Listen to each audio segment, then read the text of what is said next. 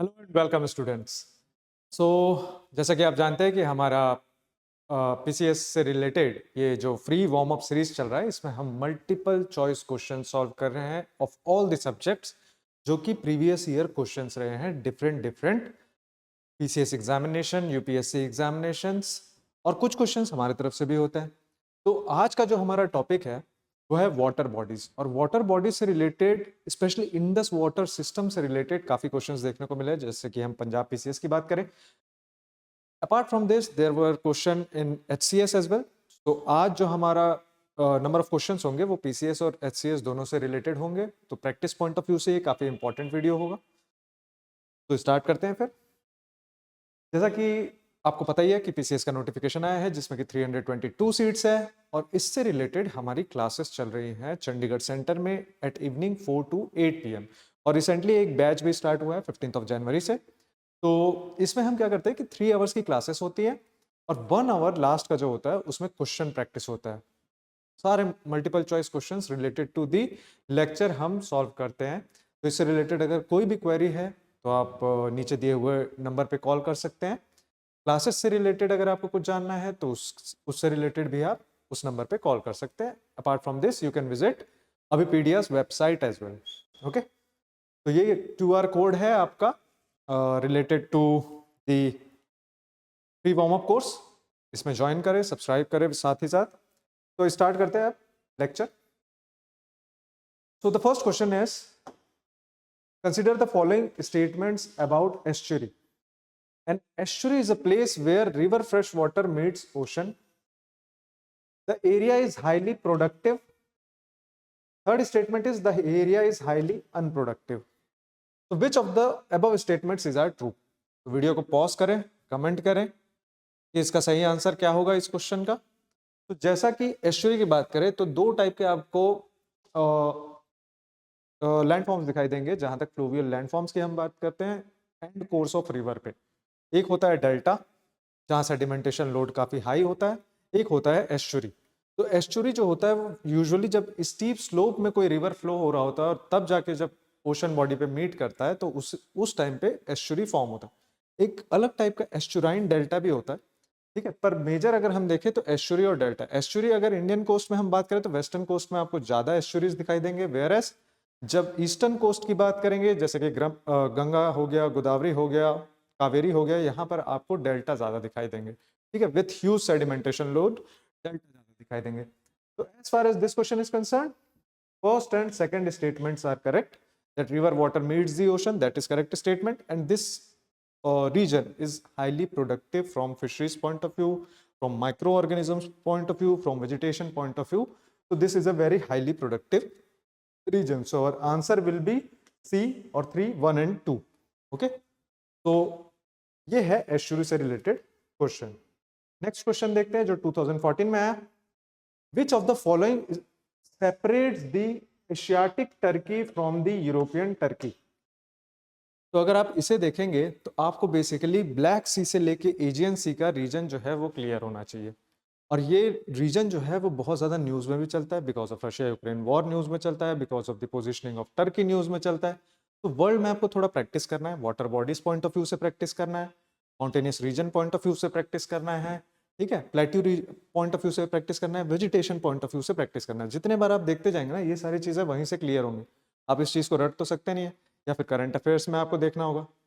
Better है कि आप बार बार वर्ल्ड मैप और इंडियन मैप जो है एटलस जो है बेसिकली ओपन करते जाएं, उसमें मार्क करते जाए रीजन को कि कौन सा रीजन जो है वो इंपॉर्टेंट है। तो जब हम टर्की को देखते हैं, suppose this is European Turkey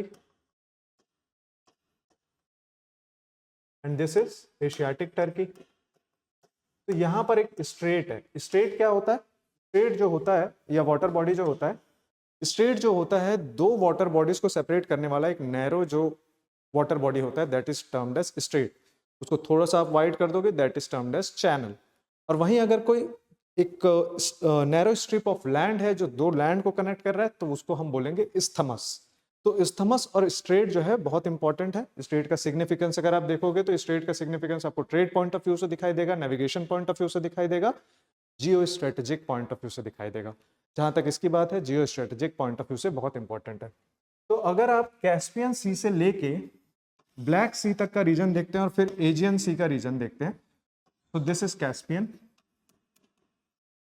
this is Black Sea and this is Aegean Sea. या फिर हम एजियन सी बाद में आते हैं, उससे पहले चलो एजियन सी भी लिख लेते हैं, ठीक है, एजियन सी भी लिख लेते हैं। तो सबसे पहले कास्पियन सी से, कास्पियन सी तो सेपरेट हो गया, अब ब्लैक सी में आते हैं, ठीक है। ब्लैक सी और कास्पियन सी के बीच में काफी कंट्रीज आ जाएंगी, जैसे कि अजरबैजान आ जाएगा, आर्मेनिया आ जाएगा, ठीक है। जब हम ब्लैक सी में आएंगे तो ब्लैक सी के बीच में एक छोटा सा और आपको सी दिखाई देगा, that is sea of Marmara, ठीक है, सी ऑफ मरमरा। और इस सी ऑफ मरमरा के बीच में एक स्ट्रेट है, और सी ऑफ मरमरा से लेके एजियन सी तक उसके बीच में एक स्ट्रेट है। तो जब हम यहां पर देखेंगे, इस स्ट्रेट का नाम है डार्डनेलस straight,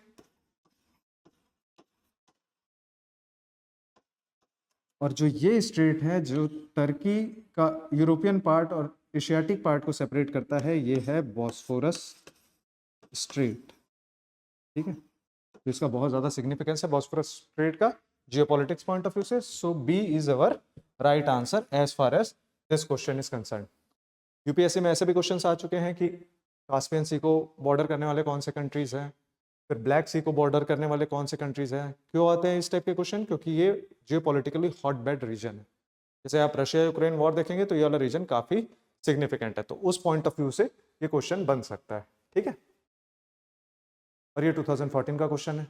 the next question, the Baglihar project is on which river.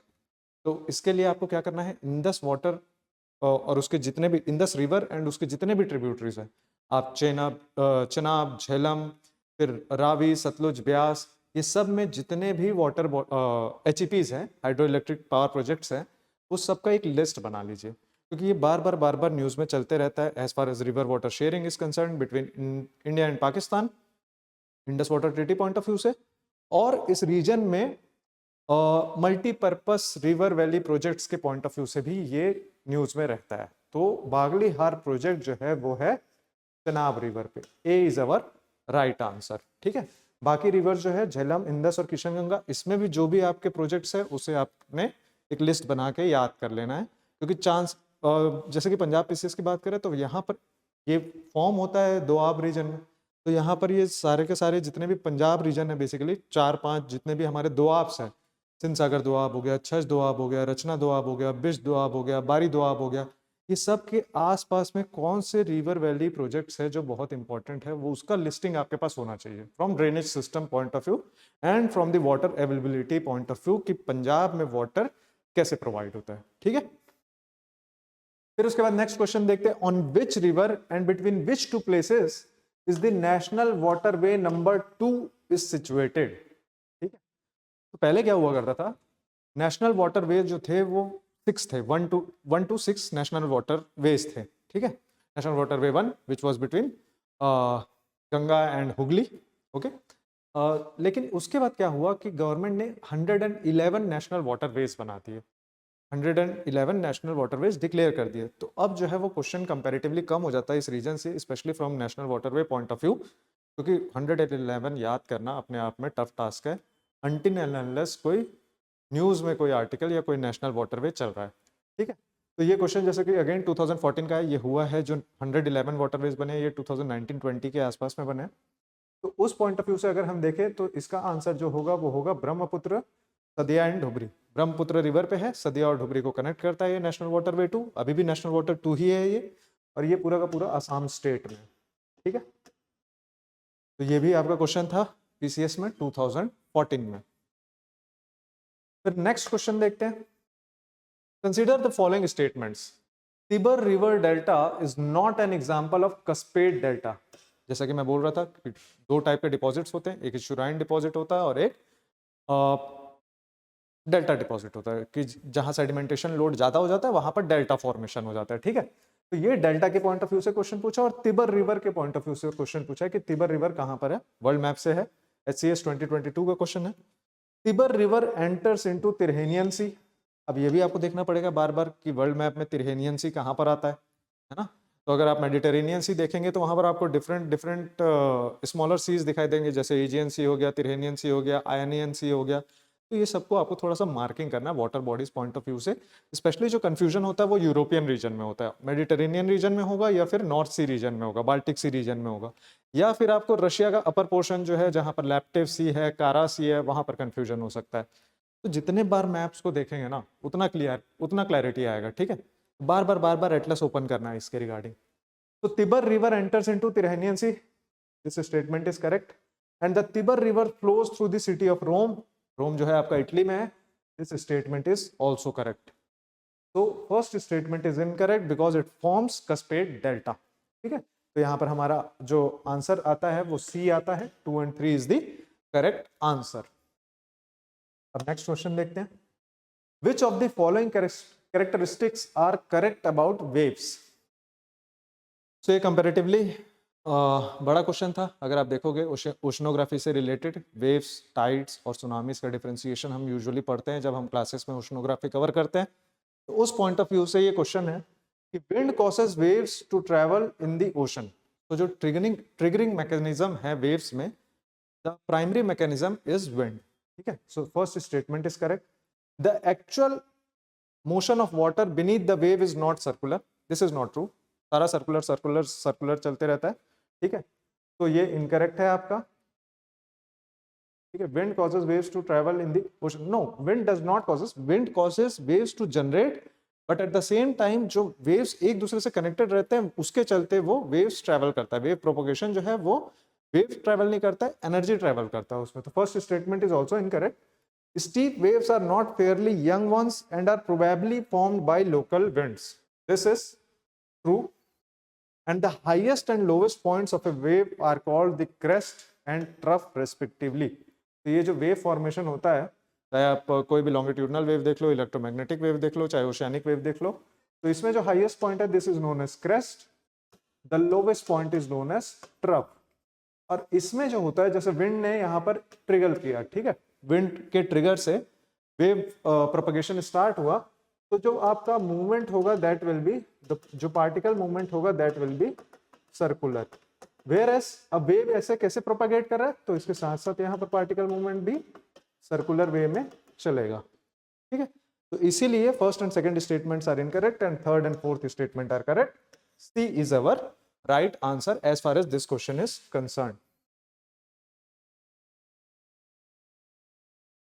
अब देखते हैं फिर से 2019 का क्वेश्चन, और ये करंट से रिलेटेड क्वेश्चन है। तो जब फिर से एक एटलस में आपको मैप दिया हुआ है ओशियानिक करंट से और मूवमेंट ऑफ ओशियानिक वाटर से रिलेटेड, आपने क्या करना है उस वर्ल्ड मैप में देख लेना है कि हर कॉन्टिनेंट के साइड में कहाँ पर कौन सा करंट है, चाहे वो वेस्टर्न मार्जिन हो चाहे ईस्टर्न मार्जिन हो, और उस करंट का काम क्या है। तो बेसिकली हम करंट को डिवाइड करते हैं दो टाइप में, warm current and cold current. Warm current are those current that moves from equator towards the poles, and cold current are those currents that moves from poles towards from equator towards the poles are warm, and from polar to equator are cold current, ठीक है। ये इसका basic definition है। तो अगर आप movement आपको धीरे धीरे याद होने लगेगा तो आपको ये भी पता चल जाएगा कौन सा वार्म करंट है और कौन सा कोल्ड करंट है। So the question is, the oceanic current produced by the irregularly periodic variation in winds and surface temperature over the tropical eastern Pacific ocean is known as. अब ये tropical eastern Pacific ocean अगर बोल रहा है तो आपको यहाँ पर ये देखना है कि ये कौन सा कोस्ट है। ये ट्रॉपिकल ईस्टर्न पैसिफिक ओशन, यानी कि अगर सपोज ये पैसिफिक ओशन है तो ये इसके, और ये ट्रॉपिक्स है, तो ये इसका ईस्टर्न पार्ट हुआ। यहाँ पर अगर आप ये कोस्ट देखोगे तो ये आता है पेरुवियन कोस्ट, पेरुवियन कोस्ट, ठीक है। तो ईस्टर्न पैसिफिक ओशन में पेरुवियन कोस्ट आ रहा है, वेस्टर्न मार्जिन आ रहा है, तो इसका आंसर हो जाएगा Humboldt current which is also known as Peruvian current. This is a cold current. El Nino तो फिनोमिनन है, तो this can not be correct. Kennedy current जो है वो आपको अफ्रीका के वेस्ट में दिखाई देगा, अटलांटिक ओशन में दिखाई देगा, है ना, मोरक्को के आसपास में दिखाई देगा, मोरक्को और वेस्टर्न अफ्रीका, वेस्टर्न सहारा। और अगुलास करंट जो है वो भी आपको अफ्रीका के ईस्टर्न मार्जिन में दिखाई देगा, अगुलास करंट जो है। तो उस पॉइंट ऑफ व्यू से A Humboldt current is our right answer. Then next, again a water body. Yucatan Strait joins which two country? Basically यहाँ joins नहीं होना चाहिए था, यहाँ separates होना चाहिए था, ठीक है। क्योंकि स्ट्रेट जो है अगर कंट्री है, कोई लैंड मास है तो उसको सेपरेट करता है, इस्थमस जो होता है वो ज्वाइन करता है। तो आपको ये पता होना चाहिए कि युकाटन पेनिनसुला कहाँ पर है। तो अगर आपको ये पता है युकाटन पेनिनसुला कहाँ पर है तो आप इसका आंसर तुरंत मार्क कर सकते हैं। युकाटन पेनिनसुला जो है वो मैक्सिको में। तो Yucatan straight basically separates Mexico and Cuba. ठीक है, 2019 का SCS का क्वेश्चन है, बट यहाँ पर आपको एक चीज जो मेंशन करना है स्ट्रेट से related, that it separates two countries, it joins two water bodies but separates two countries. ठीक है, और बाकी सारे तो फिर यहाँ पर नहीं आएंगे। ठीक है, वहां पर अलग अलग आपको स्ट्रेट दिखाई देंगे। पपुआ न्यू गिनी और ऑस्ट्रेलिया के बीच में आपको टॉरस स्ट्रेट दिखाई दे देगा। इंडोनेशिया और मलेशिया के बीच में आपको सुंडा स्ट्रेट दिखाई दे देगा। इटली और अल्बानिया के बीच में आई गेस इटली और अल्बानिया का स्ट्रेट एक बार क्रॉस चेक करना होगा। ठीक है, तिरहेनियन सी के आसपास में यहाँ पर एक स्ट्रेट आता है। ठीक है, the next, which of the following rivers is are correctly matched with its or their tributaries. ठीक है, तो मेजर रिवर्स अगर आपको देखना है तो कृष्णा, गंगा, यमुना और कावेरी, और इसके आपको ट्रिब्यूटरीज याद होने चाहिए। ये क्वेश्चन बहुत सिंपल हो जाता है, comparatively one of the simplest question है अगर हम ड्रेनेज सिस्टम की बात करें, इंडियन ड्रेनेज सिस्टम की बात करें, क्योंकि सबसे पहला काम हम यही करते हैं कि हम देखते हैं कि इसके ट्रिब्यूटरीज क्या है, इसका सोर्स क्या है, इसका माउथ कहाँ पर है, head and mouth of the river, and what are the tributaries and distributaries of the river. तो from that point of view this is one of the easiest question. ठीक है, तो अगर आप देखते हो कृष्णा का जो ट्रिब्यूटरी है Tungabhadra, Ghataprabha, Malaprabha, this is correct. Ganga, Gomti, Kosi, Kosi और गंडक, अभी यूपीएससी में क्वेश्चन आ गया था 2024 में कि घाघरा, गंडक, गोमती और कोसी को अरेंज करना था from west to east direction, तो उस टाइप के क्वेश्चंस भी आ सकते हैं। फिर यमुना का केन, बेतवा और चंबल, केन और बेतवा अभी न्यूज में चल रहा था, क्यों? रिवर इंटरलिंकिंग प्रोजेक्ट के पॉइंट ऑफ व्यू से दिसंबर में ही अभी रिसेंटली प्राइम मिनिस्टर मोदी ने लॉन्च किया है river linking project of India, this Ken Betwa river linking project, और इसमें एक टाइगर रिजर्व भी न्यूज में चल रहा है, that is Panna tiger reserve. This can be threatened because of the interlinking of Ken and Betwa. तो A, B and C are correct. ठीक है, D में बस ये जो भीमा है, Bhima is tributary of Krishna. Bhima हो गया, मुसी हो गया, मुनेरू हो गया, ये सारे के सारे जो हैं वो ट्रिब्यूटरी ऑफ कृष्णा है। वेरस कावेरी के ट्रिब्यूटरी में काबिनी, हेमवती, अर्कावती, ये सब जो है कावेरी के ट्रिब्यूटरी है। तो our answer for this will be A, B and C only, that is the first option is correct. Then let us look at this question. The correct order of the given rivers when arranged by length from longest to shortest. तो अगर हम length की बात करें तो फिर इसमें हमें ये पता है कि जो दक्षिण गंगा है वो कौन सा है, दक्षिण गंगा जो है वो है गोदावरी। तो गोदावरी is known as दक्षिण Ganga because of its volume, because of its length, तो one of the largest river, और वो दो ऑप्शन में है, 2 में है और 4 में है, तो हमारा 1 और 3 तो एलिमिनेट हो जाता है। ठीक है, फिर उसके बाद अगर हम देखते हैं बाकी दो रिवर्स में, कृष्णा और नर्मदा में, तो कृष्णा, नर्मदा जो है वो कंपैरेटिवली शॉर्टर लेंथ का है एज कंपेयर टू कृष्णा, तो 2 की तरफ जा रहा है हमारा answer, then Mahanadi and then Tapi, whereas Narmada is shorter than Krishna. तो और answer for this question will be as far as the length of the rivers, peninsular rivers are concerned. So आप लेंथ भी याद करें, इसका वॉल्यूम भी याद करें कि कौन सा सबसे ज्यादा वॉल्यूमिनस रिवर है। तो ये सारे चीजों को जब आप देखेंगे तो ड्रेनेज पॉइंट ऑफ व्यू से, water bodies point of view से, एचपीज पॉइंट ऑफ व्यू से, जब वर्ल्ड देख रहे हैं तो स्ट्रेट्स पॉइंट ऑफ व्यू से, सी पॉइंट ऑफ व्यू से ये इंपॉर्टेंट हो जाता है। ठीक है, तो वाटर बॉडी जो है इंपॉर्टेंट एरिया है, यहाँ से क्वेश्चन बनने के चांसेस होते हैं, क्योंकि अभी स्पेशली अगर हम देखें तो जो गल्फ ऑफ एडन वाला रीजन है, जैसे कि हॉर्न ऑफ अफ्रीका के पास जहाँ सी पायरेसी ज़्यादा हो गया है, ठीक है, तो यहाँ पर आपको दिखाई देगा रेड सी और फिर बबल मंदाप स्ट्रेट, ये सारे के सारे चीज़ें जो दिखाई दे रही हैं, वहाँ पर आपको देखना है कि कौन कौन से स्ट्रेट है, कौन सा स्ट्रेट है जो पर्शियन गल्फ को कनेक्ट करता है, कौन सा स्ट्रेट है जो रेड सी को कनेक्ट करता है विद गल्फ ऑफ एडन, कौन सा स्ट्रेट है जो मेडिटेरेनियन सी को कनेक्ट करता है विद अटलांटिक ओशन। तो ऐसे आप जब करते जाएंगे, अपने आप में क्वेश्चन के सॉल्व करते जाएंगे, तो आपका ये वाला जो पोर्शन है वो काफ़ी कवर हो जाएगा। कमेंट बॉक्स में बताइएगा अगर और इससे रिलेटेड अगर आपको एक्स्ट्रा प्रैक्टिस क्वेश्चन चाहिए तो हम उससे रिलेटेड भी वीडियोस बना देंगे ड्रेनेज सिस्टम, क्योंकि बहुत इंपॉर्टेंट एरिया है। ठीक है, तो क्वेश्चन प्रैक्टिस करते रहना है। Thank you.